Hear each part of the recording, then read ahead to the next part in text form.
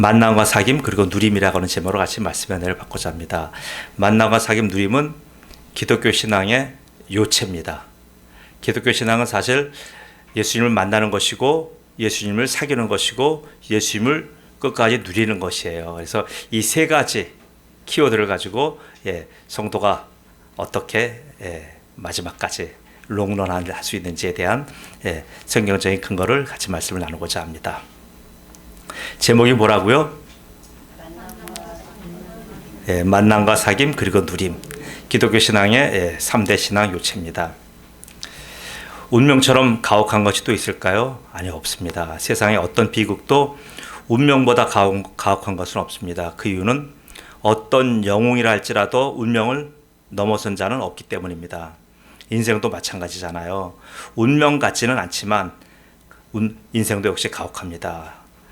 누가 인생을 즐거움, 희극이라고 얘기했습니까? 아니요, 인생은 출발부터가 비극입니다.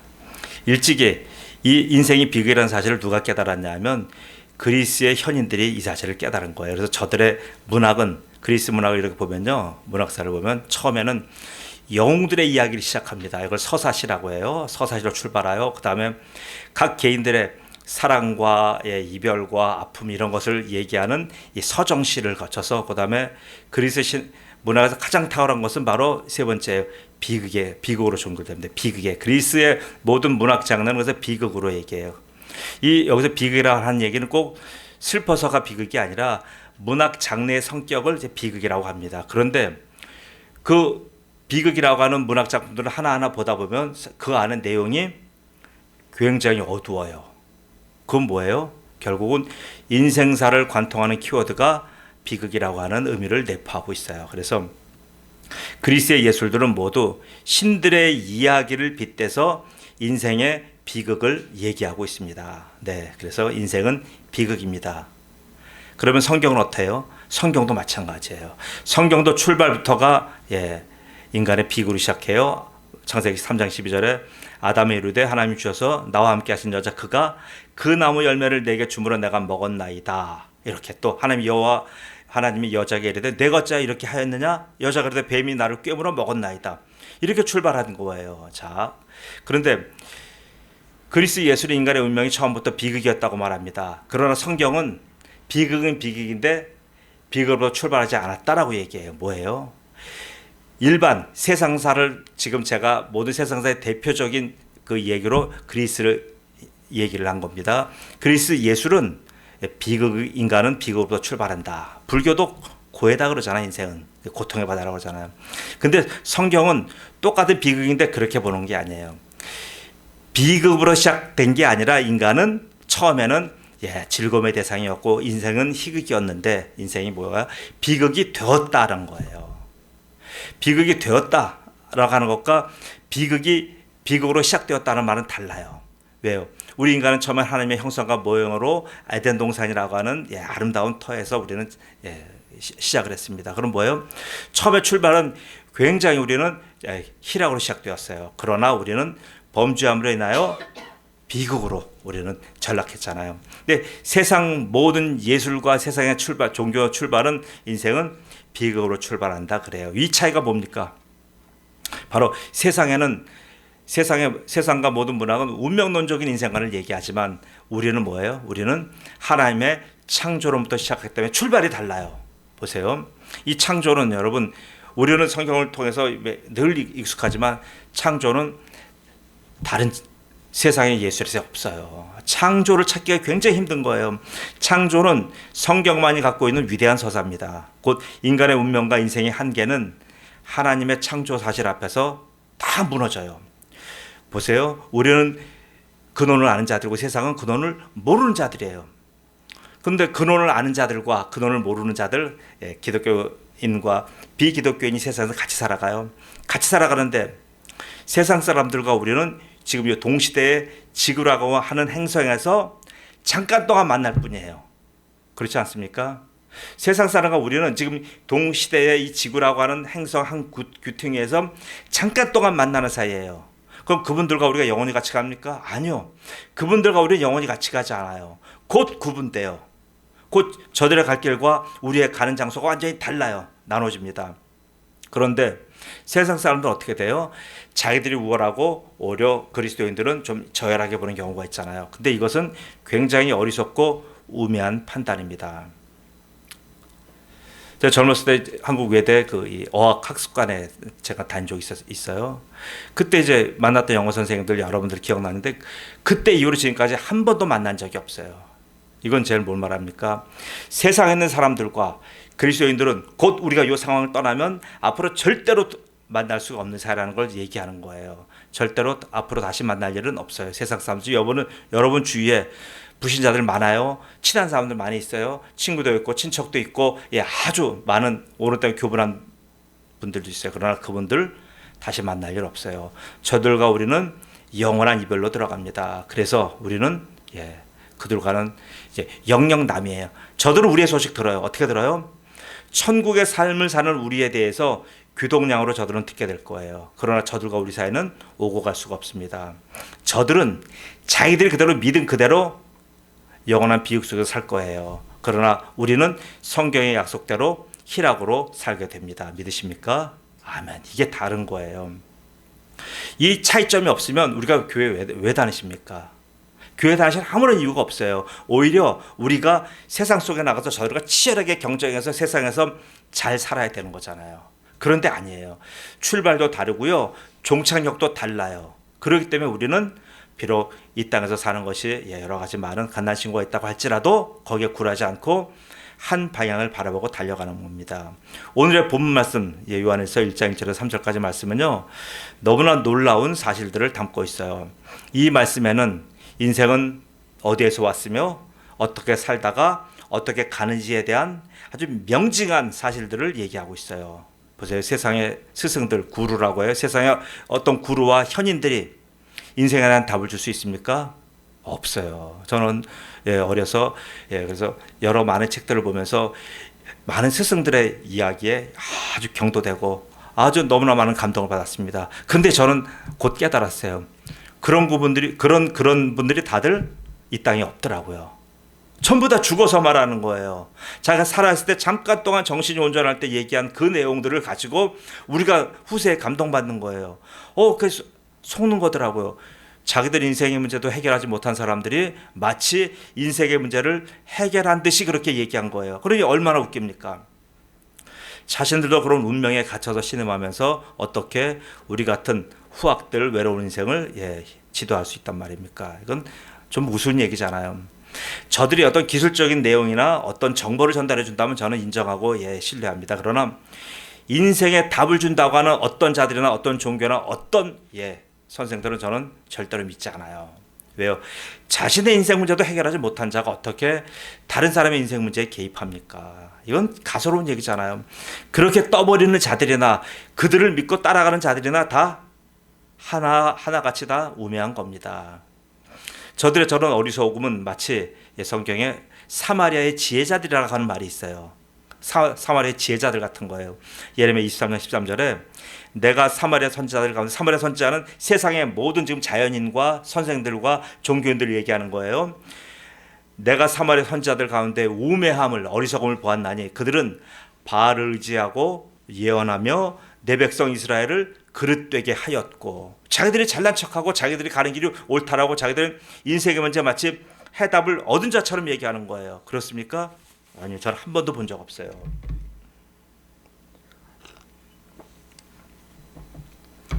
사마리아의 지혜자들은 운명과 인생의 답이 자신들에게 있다고 그렇게 주장하는 자들이에요.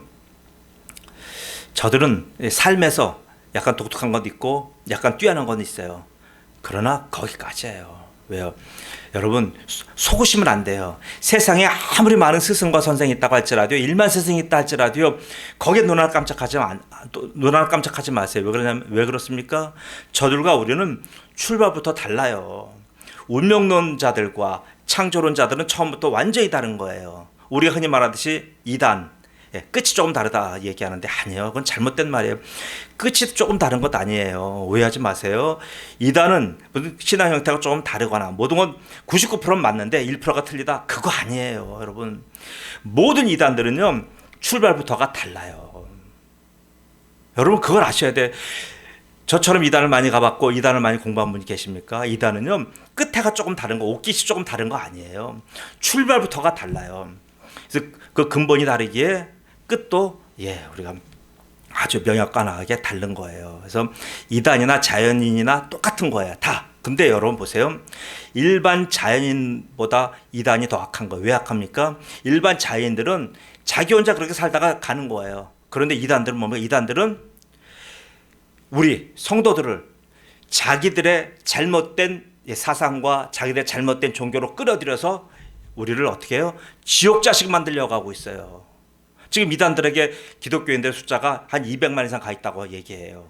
200만이 300만이 이단에 가 있어요. 뭐예요? 왜 하나님의 사람들을 지옥 자식으로 만들려고 하는 겁니까? 그래서 그런 사람에 대해서 마태복음 23장 15절에 예수님이 하신 말씀이 있어요. 화 있을진저 외식하는 서기관들과 바리새인들이여, 너희는 교인 한 사람을 얻기 위하여 바다와 육지를 두루 다니다가 생기면 너희보다 배나 더 지옥 자식이 되게 하는도다. 이게 이단의 정체예요, 여러분. 그래서 이단은요, 듣지도 말고 말하지도 말고 품지도 말고 생각하지도 말고 쳐다보지도 말아야 돼요. 여러분의 영적 지식 갖고는 이겨낼 수가 없어요. 그래서 하나님의 사람들은요, 이단 사설에 절대로 기웃대서는 안 됩니다. 저들이 어떤 새로운 사실과 어떤 또 신묘막측한 지식을 말한다 할지라도 그것에 귀를 솔깃해서는 안 됩니다. 그 지식에 내가 동의하는 순간 맞아, 그 사람들 95%는 맞고 요 몇 개가 틀린 거, 이렇게 지식에 동의하는 순간 저들에게 역사하는 악한 영이 나의 생각 속에 쏙 들어오는 거예요. 하와가 여기 당했습니다. 창세기 3장 13절에요. 하나님이 여자에게 이르시되 내가 어찌하여 이렇게 하였느냐, 네가 어찌하여 이단 갔느냐, 네가 어찌하여 좀 저 이단에서 저렇게 좀 나쁜 짓을 하느냐라고 물어볼 때 그 사람이, 성도가 이르되 뱀이 나를 꿰물어 내가 먹었나이다. 악한 영이 꿰는 거예요. 하와뿐만이 아닙니다. 아담도 당했고 수많은 하나님의 사람들이 여기 당했어요. 제 주위에 많은 분들 너무나 이단에 많이 가 있어요. 목사도 가 있어요. 그 압권이 누구예요? 가룟 유다입니다. 요한복음 13장 2절이에요. 마귀가 벌써 시몬의 아들 가룟 유다의 마음에 예수를 팔려는 생각을 넣었더라. 우리가 현실에서 거짓에 동의하는 순간에 무슨 일이 생깁니까? 현실에서 나는 거짓에 동의했어요. 그런데 영적인 세계에서는 마귀가 하나님의 사람에게 쏙 들어오는 거예요. 보이지 않는 영적인 세상에서 일어나는 거예요. 이것이 무서운 겁니다. 나의 무엇이 거짓에 동의했을까요? 나의 인격이 동의한 거예요. 나는 그냥 잠깐 그 사실에만 내가 인정했을 뿐인데, 아니요. 성경 그렇게 보지 않아요. 하나님 그렇게 보지 않으셔요. 내 인격이 동의한 거예요. 내 인격과 저 거짓말이 하나가 된 거예요. 그 순간에 곧 내 인격이 그러므로 마귀를 부른 거예요. 마귀는 여러분 잘 아셔야 돼요. 자기 마음대로 그리고 자기 주도적으로 역사하지 못해요. 우리가 잠깐 마귀를요, 하나님같이 알아요. 하나님처럼 무소부지하고 하나님처럼 초월적이고 하나님처럼 전능하고 하나님처럼 편만한 줄 알아요. 아니요, 거짓말이에요. 마귀는요, 하나님이 아니기에 초월적인 것도 아니고요, 전능하지도 않고요, 무소부지하지도 않아요. 근데 마귀는 어떻게 역사합니까? 사람이 부르면 오는 존재예요. 그 사람의 인격이 마귀를 부르는 거예요. 그래서 마귀는 인격 없는 물격과 동물에는 역사하지 않아요. 마귀는 사람, 곧 그 사람의 인격과 함께 일하는 거예요. 마귀는 어떤 자들이에요? 시험하고 유혹하는 자입니다. 그래서 그것을 위해서 마귀는 거짓을 수단으로 사용합니다. 그래서 성경은 마귀를 뭐라고 얘기합니까? 거짓의 압이라고 하는 거예요. 마귀는 거짓으로 사람을 꿰입니다. 그럼 마귀는 대체 우리의 사람의 무엇을 꿰입니까? 무엇을 홀입니까? 우리 속에 가장 깊은 곳, 우리 사람의 인격을 홀리는 거예요. 인격을 속이는 거예요. 사람이 이 세상 살아가는 무엇으로 살아갑니까? 사람의 인격으로 살아가는 거예요. 곧 자신의 인격으로 사람들과 교분하고 자기의 인격의 범위 내에서, 인격의 실력 내에서 살아가는 거예요. 인격이 그 사람 실력인 거예요. 곧 마귀가 한 사람을 넘어뜨리기 위해서 어떻게 합니까? 한 사람의 그리스도를 넘어뜨리기 위해서 마귀가 그냥 흘러덩오는 거 아니에요. 그 사람을 면밀히 조사해요. 특별히 뭘 조사합니까? 그 사람의 이 속에 있는 인격의 패턴을 연구하는 거예요. 마귀는요. 그 사람이 무엇을 좋아하고 무엇을 보고 듣고 느끼고 아끼는지, 그 사람의 이 속에 있는 인격의 패턴을 오랜 세월 마귀는 조사합니다. 그 연구 데이터를 마귀가 가지고서 그것에 특화된 마귀의 종들인 악한 영들을 파송하는 거예요. 귀신이에요. 마귀와 그 악한 영들은 사람의 인격적인 동의가 없으면 함부로 그 사람에게 들어와서 해하지 못해요. 우리가 인격적으로 동의를 했기 때문에 마귀가 들어와서 나를 완전히 까부르는 거예요. 여러분 잘 보셔야 돼요. 내가 인격적인 동의를 하지 않으면 마귀 나한테 마음대로 와서 함부로 해하지 못해요. 사람이 마귀를 불러들이는 것이고요. 마귀와 그 인격적인 동의를 하는 거예요. 이는 사람에게 보세요. 왜 제가 이렇게 그 사람의 지금 인격적인 책임을 강조합니까? 이것은 바로 마귀에게만 책임이 있는 것이 아니라 넘어진 그 사람, 유혹에 넘어간 그 사람에게도 책임이 있다는 걸 얘기하는 거예요.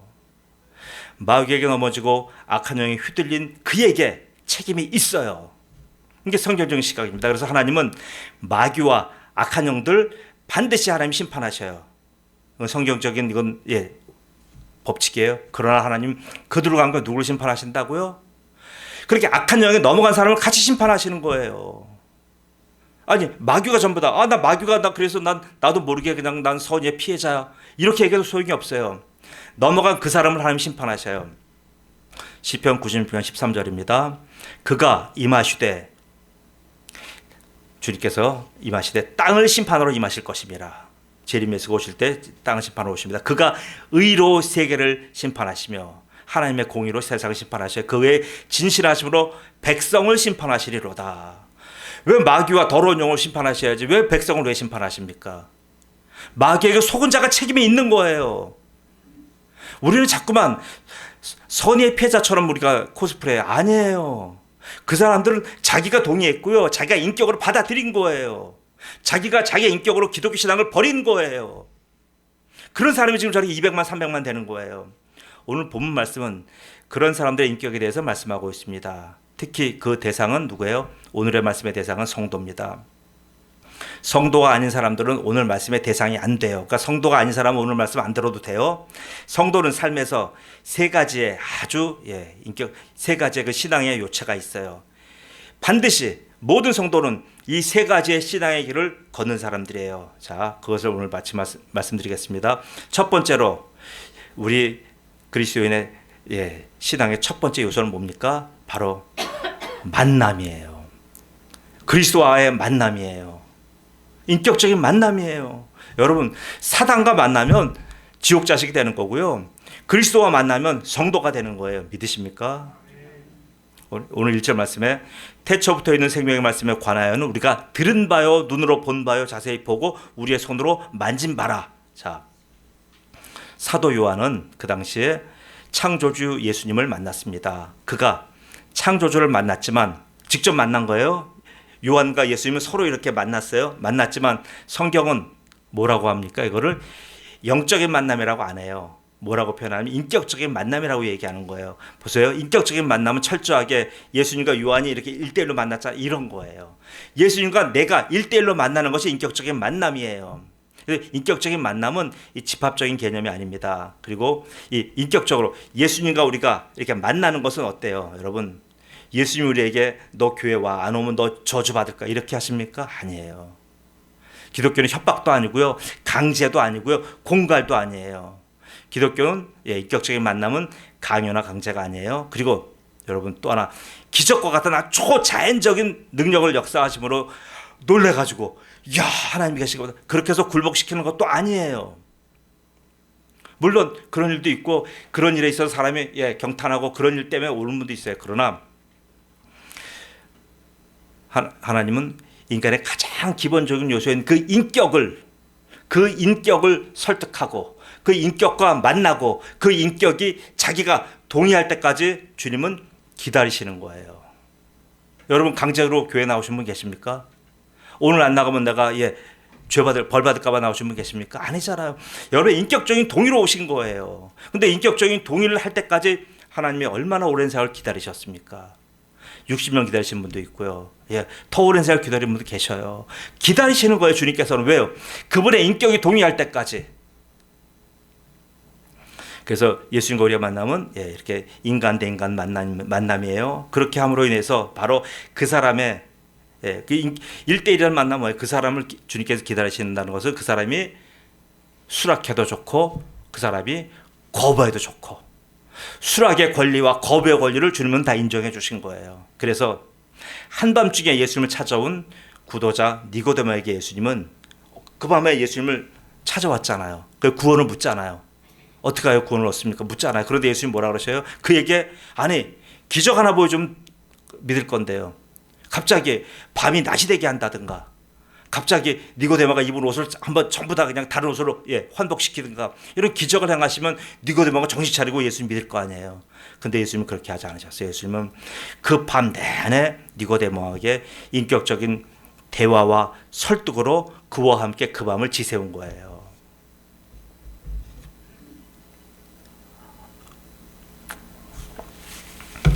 예수님께서는 그의 제자들을 다 이렇게 한 명 한 명 인격 대 인격으로 전부 다 만나주시는 거예요. 집단적이고 반강제적이고 강압적인 굴복을 시킴으로 무릎 꿇게 하는 게 아니에요.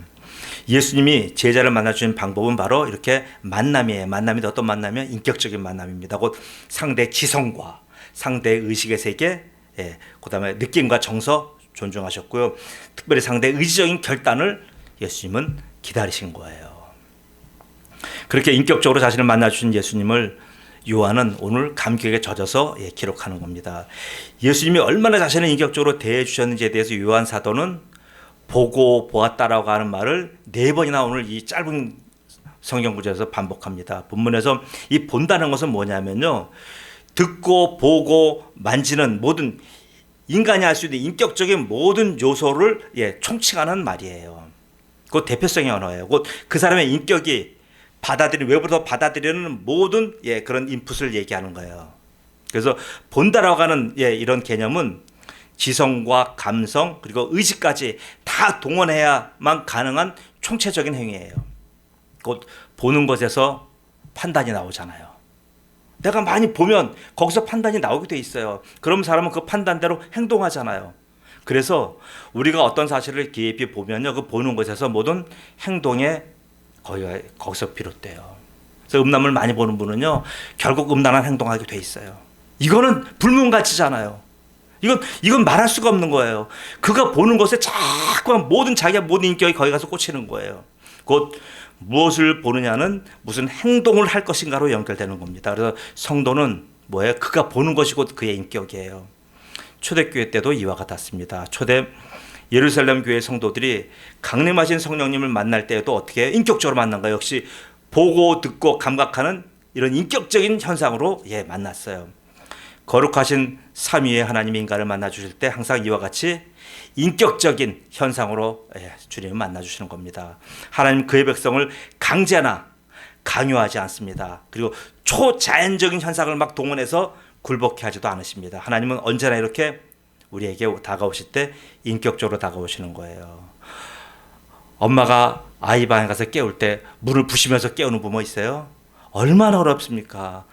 문을 두드리면서 두드리는 것도 혹시라도 큰 소리로 아이가 혹시라도 컨디션 악영향을 줄까봐 부드럽게 말 한마디, 얼마나 인격적으로 얘기하는 거예요.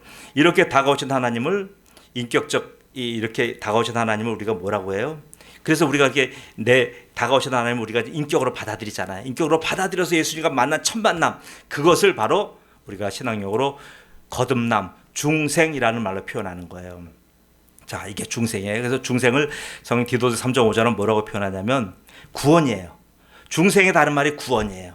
구원의 다른 말이 중생이고요. 다시 태어났다 이거예요. 자, 우리를 구원하시되 우리가 행한 바 의로운 행위로 말미암지 아니하고, 그러니까 우리가 무엇을 잘해서 구원받은 게 아니란 얘기예요. 내가 주님 앞에 이렇게 해왔으니까 주님이 날 구원해 주시, 이게 아니란 얘기예요. 오직 그의 긍휼하심을 따라 하나님의 은혜를 따라 중생의 씻음과 성령의 새롭게 하심으로 하셨나니, 이게 구원이에요. 이게 거듭난 거예요. 첫 번째 만남이 바로 중생이에요. 중생 곧 거듭남은 우리 중생을 얻었어요. 얻었으면 어떻게 돼요? 변화가 따라와요. 내가 예수님을 만났고, 이거 첫 번째 만남이에요. 이거는 첫 번째 만남인데도 불구하고 변화가 없다. 이거는요, 문제가 있는 거예요. 인격적인 감화가 항상요, 인격적인 감화는 여러 가지 자그마한 변화들을 가져오잖아요. 우리가 세상 살면서 내가 어떤 인격적인 큰 내가 충격을 받았어요. 그러면 내가 어떤 행동의 변화가 오잖아요. 세상 사는 게 이치가 이래요. 중생은요, 우리 그리스도인에게 있어서 가장 중요하고 가장 긴급한 변화를 가져와요. 바로 그것은 뭡니까? 어떤 변화가 왔어요? 바로 여러분 신분의 변화가 온 겁니다. 중생 때문에. 신분은요, 옛사람에서 우리가 새 사람으로 바뀌게 된 거예요. 이것은 불가역성이에요. 이것은 다시 취소되지 않아요. 내가 너 사람 잘못 봤어. 추천만이라는 혹시 얘기 들어보셨어요? 추천만? 우리 역사에 추천만이라는 사람이 있어요. 그 추천만은 누구냐 하면 바로 그 사람이 생거진천 사거용인에 나온 그 주인공이 추천만이라는 사람이에요. 그 추천만을 염라대왕이 데려오려고 하는데 진천에 추천만이 있고 용인에 추천만이 있는데 둘이 나이도 똑같고 생년월일도 똑같아요. 그런데 염라대왕이 너무나 나쁜 놈, 나쁜 추천만이 바로 용인의 추천만이에요. 걔를 데려오라고 했는데 그 졸개들이 헷갈하게 해가지고 누굴 데려왔어요? 진천의 추천만을 데려간 거예요. 그래서 염라대왕 쭉 신문하다 보니까 야, 너 여기 왜 왔냐 도대체? 해보니까 걔가 아니에요. 용인의 추천만을 데려왔는데 진천의 추천만을 잘못 데려온 거예요. 야, 그러니까 어떻게 돼요? 빨리 내려보내. 그래가지고 다시 그 추천만이 내려와서 딱 보니까 진천의 추천만에서 보니까 자기 시신이 이미 없어졌어요. 매장되고 없는 거예요. 야, 돌아갈 데가 없는 거예요. 몸이 없잖아요. 그래서 요원의 추천만 있지. 글로 달려간 거예요. 요원의 추천만 달려갔더니 그 요원의 추천만 그 몸이 있어서 글로 쏙 들어간 거예요. 그래서 바뀐 거예요. 이 바뀐 사람이 지금 여러 가지 에피소드가 있어요. 에피소드가 있어서 나중에 진천의 추천만과 요원의 추천만이 서로 섞이고 막 얽혀서 그 부인들이 몰라보고 이쪽에서 내 남편이라고 이쪽은 내 남편 아니라 그러고 그러니까 진천에 있는 현감이 판결을 했어요. 어떻게 판결했습니까? 자, 그러면 추천만 너는 네가 원래 진천의 추천만이니까 그럼 네가 살아있을 때는 여기 진천에서 여기서 이 집에서 네가 남편 노릇하고 이 집에 살아. 근데 네가 죽으면 너는 어디를 가? 너는 그때 용인 가서 거기 가서 추천만으로 살아. 이렇게 해서 생거진천 사거용인이라고 하는 말이 나왔다고 합니다. 자, 이는 제가 여러분에게 지금 졸릴까봐 한 얘기예요. 자, 보세요. 이런 거예요. 옛사람과 새사람 이런 관계예요. 옛사람을 벗어버렸는데도 불구하고 옛사람으로 다시 돌아갈 수가 없어요. 일반 우리 역사의 얘기도 그래요. 그 역사 얘기는 시각적으로 해석하면 굉장히 성경적인 해석이 많이 좋아요. 근데 그건 다음에 얘기하고 에베소 4장 22절에 뭐라고 말씀하냐면 너희는 유혹의 욕심을 따라 썩어져가는 구습을 따르는 옛사람을 벗어버리고 오직 너희의 심령이 새롭게 되어 하나님을 따라 의와 진리의 거룩함으로 지으심을 받은 새 사람을 입으라. 하나님과 첫 번째 만나면서 이 현상이 일어난 거예요. 이것은요, 이 만남은 한 번 만남으로써 그 효력이 영원히 지속되는 거예요. 이건 취소되지 않아요. 이건 불가역성이에요. 여러분이 그래서 처음에 중생한 것, 거듭난 것, 구원받은 것 이것은 취소할 수 있다 없다? 취소할 수 없어요. 이미 여러분 한번 구원받은 건요, 여러분 어쩔 수가 없어요. 하나님이 나를 구원해 주셨기 때문에 이 구원은 내가 취소하려도 취소할 수가 없어요. 내가 취소하려고 아무리 내가 많은 죄를 짓고 내가 아무리 가서 그냥 엉뚱한 짓거리를 한다 할지라도요, 이 구원은 취소가 안 돼요. 여러분 지금 혹시라도 난 이 구원이 너무나 난 싫어. 나 이거 너무나 버거워. 나한테 맞잖아. 난 구원을 취소하고 싶어. 여러분 한번 마음껏 세상 다 죄 지어보세요. 이게 취소되나? 취소되지 않아요. 자, 그리고 신앙의 요체 두 번째는 뭡니까? 바로 이제는 사귐이에요. 그렇게 처음에 바로 구원을 해서 중생을 이제 얻은 사람의 두 번째는 뭐예요? 그 다음 두 번째는 사귀는 거잖아요. 오늘 본문 말씀이 그거예요. 3절에 우리가 보고 들은 바를 너에게 전함은 너희로 우리와 사귐이 있게 하려 함이니 우리의 사귐은 아버지와 그의 아들 예수 그리스도로 더불어 누림이라. 보세요. 사귐이라는 말은 코이노니아예요. 코이노니아는 바로 공통된이라고 하는 의미의 형용사에서 파생된 용어입니다. 보세요. 사귐은 어디서 나와요? 공통 분모에서 나오는 겁니다. 공통점이 전혀 없는 사람들끼리 사귄다는 것은 사귈 수도 있어요. 우리 세상에서 볼 때 공통점이 없는 사람들끼리 사귀어요. 이거 뭐 때문에 그래요? 어떤 목적성 때문에 그래요. 이런 이유가 목적성이 사라지면 그들은 전혀 다른 사람이 돼버려요. 이것을 우리가 뭐라고 얘기합니까? 이해관계라고 얘기하잖아요. 이해관계의 당사자들은 절대로 이렇게 성경적인 코이노니아가 될 수가 없어요. 이해관계가 성립될 때만이 어울릴 뿐입니다. 교회는 이해관계 집단입니까? 아닙니까? 아니에요. 교회는요, 바로 이 코이노니아의 교제와 사귐의 집입니다. 우리가 왜 이렇게 사귀어야 되는 이유가 뭐예요? 사귀어야 되는 이유는 바로 우리가 신분이 변화됐기 때문에 그러는 거예요. 여러분 신분이 변화 안 됐다면 왜 여기 앉아 계셔요? 지금 여러분 하고 싶은 거 해야 되잖아요. 장사할 밤 장사하고, 놀러 갈 분 놀러 가고, 축구할 분 축구하고, 산에 갈 분 산에 가야 되잖아요. 근데 여러분이 그 모든 것을 절제하고 여기 와서 앉아 계신 이유는 뭡니까? 여러분의 신분이 변화됐기 때문에 그래요. 신분이 변화된다는 건 두 번째 이 사귐이 있는 건데, 이 사귐은 무엇을 얘기한다고요? 바로 상태의 변화를 주는 거예요. 여러분이 점점 믿음이 약한 믿음에서 믿음이 큰 믿음으로 믿음이 점점 자라가는 건 뭡니까? 상태가 변화되어 가는 거예요. 이것을 신학적인 용어로 성화라고 하는 거예요. 신분의 변화를 받은 자를 그대로 방치하게 두면, 신분의 변화를 중생했어요. 분명히 구원받았어요. 그 사람은 그냥 세상에 방치해두면 어떻게 돼요? 그 사람은 자신이 신분의 변화를 받은 사실을 서서히 잊어버리게 돼 있어요.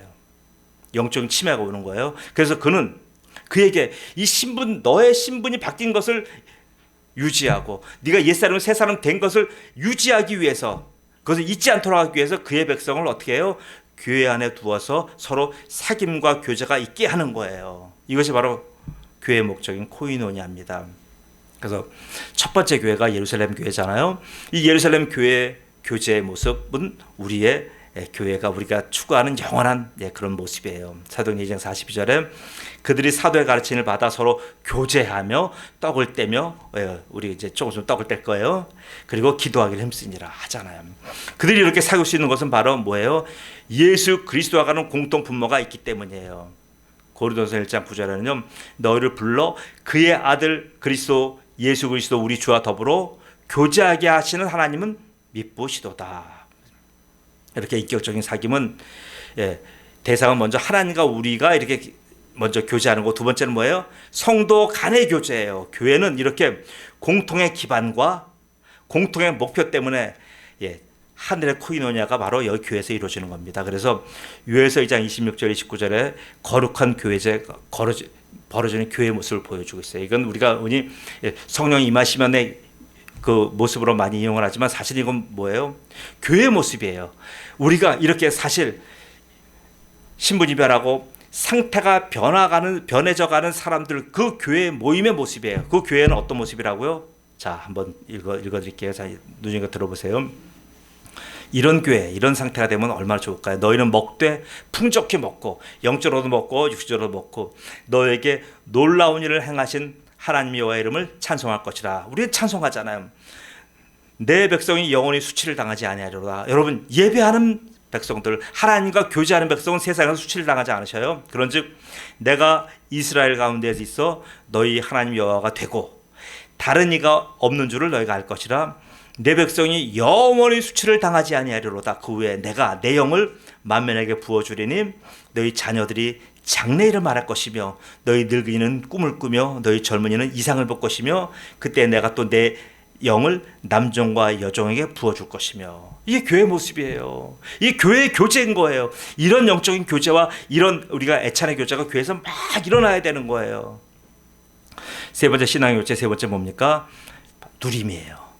누려야 돼요. 그 다음에 자, 본문 3절에 뭐라고 말씀합니까? 우리가 보고 들은 바를 너희에게 또 전함은 너희로 우리와 사귐이 있게 하려 함이니 우리의 사귐은 아버지와 그의 아들 예수 그리스도로 더불어 누림이라. 그래서 누리잖아. 그래서 누림은 원어로 메타라고 말하는데 함께라고 말해요. 함께. 자, 원문에는 이 함께라는 말 두 번 반복돼요. 이 누림은 뭐예요? 이 누린다고 하는 것은 우리가 성삼위 하나님과 동행한다고 하는 의미예요. 곧 보세요. 우리가 성도가 계속적으로 이렇게 누리는 생활을 한다라고 하는 의미의 가장 큰 의미는 뭐냐면요, 우리가 거룩하신 삼위일체 하나님과 늘 더불어 살아간다는 의미예요. 이 개념이 참 중요합니다. 하나님만 하고 살아가는 것도 아니고 예수님하고만 살아가는 것도 아니고 성령님하고만 살아가는 것도 아니고요, 삼위일체 하나님과 함께 살아가는 거예요. 근데 이거를 자꾸 우리가 무시할 때가 있어요. 왜 무시합니까? 나는 성령을 받았으니까 그 사람은 계속 성령 하나님을 강조해요. 어떤 분은 예수님 만나서 처음에 인격적인 예수를 만났기 때문에 예수님만 얘기해요. 여러분, 어느 한쪽만을 일방적으로 강조하면 안 돼요. 그러면 어떻게 돼요? 신앙에 불균형이 오는 거예요. 우리의 하나님은 성부 하나님, 성자 하나님, 성령의 하나님, 이 삼위가 일체가 되신 하나님이에요. 이 삼위일체 신관을 무시하고 왜곡하면 그 신앙은 온전한 신앙이 되지 못해요. 대부분의 이단들은요, 삼위일체 신간을 다 부인해요. 왜요? 이성적으로 판단하고 합리적으로 판단하면 삼위일체 신간이 받아들이기가 힘들기 때문에 그래요. 삼위일체 신간은 오직 전 세계에서 기독교밖에 없어요. 삼위 하나님은 서로 함께 계시는 하나님이에요. 이게 메타라는 거예요. 함께 계시는 거예요. 하나님은 성부, 성자, 성령, 하나님은 서로 함께 계셔요. 이 전문 용어가 있지만 제가 여러분 헷갈릴까 봐 제가 말씀 안 드릴게요. 하나님의 함께 하심의 대전제가 뭡니까? 바로 사랑이에요. 그래서 삼위일체를 얘기하는 걸 왜 얘기합니까? 바로 사랑을 얘기하기 위해서 사랑을 얘기하는 거예요. 하나님은 사랑의 공동체인 거예요. 곧 성삼위 하나님의 존재하심이 바로 사랑의 존재로 있는 거예요. 사랑의 관계로 있는 거예요. 그래서 우리가 성도가 누린다고 하는 것은 바로 이 성삼일체 하나님과의 우리 사랑의 관계에 들어간 걸 얘기하는 거예요. 이해가시죠? 예. 그래서 영이신 삼일체 하나님의 사랑을 우리는 알 수가 없어요. 그래서 알 수 없기 때문에 예수님이 인간의 몸으로 오셔서 성육신하시고 십자가에 지시는 그 십자가 사건을 통하여 우리에게 뭘 알려주셨다고요? 사랑의 하나님을 알려주신 거예요. 사랑의 관계를 알려주신 거예요.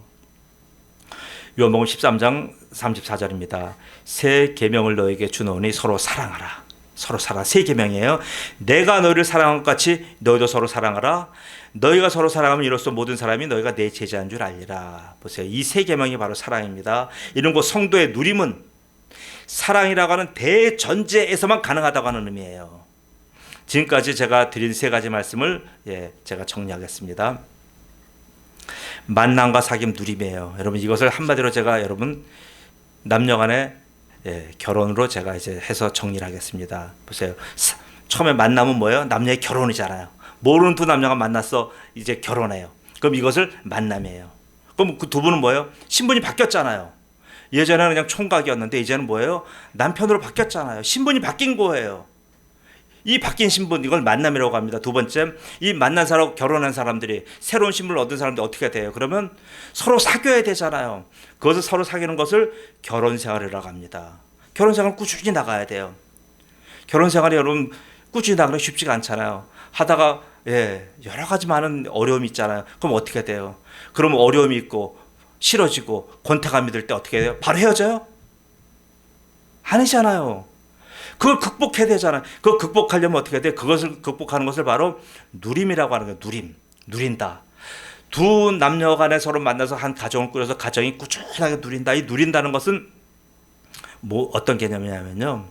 한 사람이 죽을 때까지 같이 함께 옆에 있는다는 얘기. 이게 누리는 거예요. 한 사람이 중간에 부실하다, 병석에 누웠다, 한 사람이 뭐하다 떠나는 거고 누리는 게 아니에요. 사실은요, 보세요. 만남도 쉽지가 않고 사귐은 어렵지만 가장 어려운 게 이 누림이에요. 누림은 사실 사랑이라고 하는 근본적인 관계가 성립되지 않으면 정말 불가능한 영역이에요. 이거는요. 그래서 부부는 뭐라고 얘기합니까? 부부는 사랑의 공동체입니다. 사랑하는 우리 성도 여러분, 여러분의 인격은 여러분 무엇을 기반으로 하고 있습니까? 인격도 똑같아요. 내 영혼은 내 육신을 사랑해야 되고요. 내 육신은 내 영혼을 사랑해야 돼요. 이 사랑의 관계가 깨져버리면 어떻게 돼요? 엉망진창이 돼버리는 거예요. 내가 영적인 일만 막 충실한다고 해서 내가 육신을 돌보지 않고 밥도 안 먹고 매일 헝겊을 굶고 그래봐요. 그 사람 금방 죽어요. 근데 내가 육신을 돌보하면서 영적인 일을 돌보지 않는다? 그럼 그 사람은 어떻게 돼요? 마음이 공허해져요. 그래서 마음속에 권태가 와요. 우울감이 와요. 왜요? 그 속에 하나님이 안 계시니까. 또 여러분의 가정은 무엇으로 움직이고 있습니까? 만일 세상과 자신의 그 어떤 것으로 세상의 원리, 세상의 여러 가지 많은 이념들 그런 것으로 여러분 혹시라도 동력원으로 삼고 계시다고 한다면 여러분 오늘 말씀으로 다시 여러분 한번 돌이켜 보셔야 됩니다. 요한서 4장 7절 8절에 사랑하는 자들아 우리가 서로 사랑하자. 사랑은 하나님께 속한 것이니 사랑하는 자마다 하나님으로부터 나서 하나님을 알고 사랑하지 아니한 자는 하나님을 알지 못하나니 이는 하나님은 사랑이심이라. 여러분 그 사랑을 여러분 자신과 여러분의 가족과 그리고 교회의 성도 그리고 교회 바깥의 이웃에게도 이렇게 나누고 퍼줌으로써 여러분 남는 인생이 늘 복되고 늘 십자가 되신 예수님만 놓치지 않고 그렇게 달려가시는 주의 종들 되시기를 예수님으로 축복합니다. 아멘. 기도합니다.